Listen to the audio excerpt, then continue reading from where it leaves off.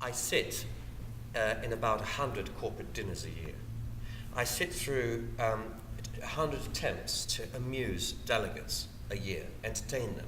I see good and bad and terrible.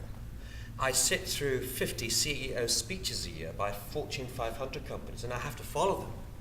That's a real challenge. Because all these speeches are the same, and they're all terrible.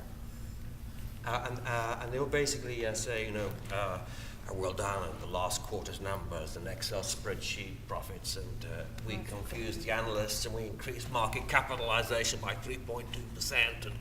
And I can tell you, it's always the same. I'm on next.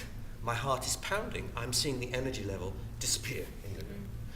I'm saying, what's your name? Vanessa. I say, Vanessa, tell me what is happening. And you say, I am unconscious with boredom. And I say, what's your name?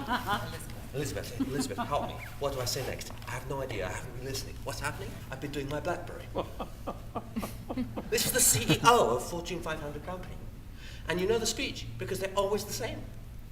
And he is giving what he believes is the ultimate motivational leadership speech. And what is even more worrying and upsetting to me is that he's setting the agenda. He wants this speech to be repeated on every executive education program in the opening session. He wants it to be every head of department to not give exactly the same speech, but tell the people that we met our numbers. Basically, he wants to reproduce all this stuff. And I'll tell you the even more shocking thing. I know the truth.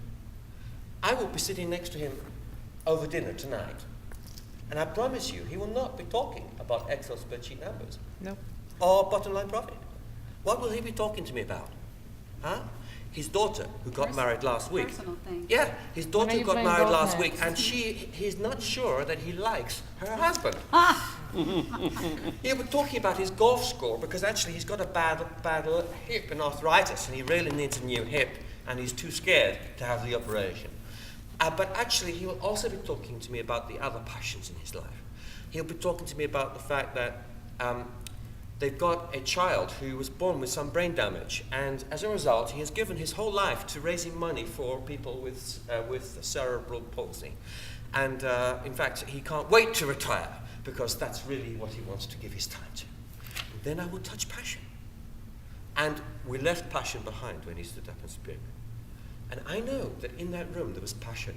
Before he started, there was a lot of passion. At the end, there was zero passion.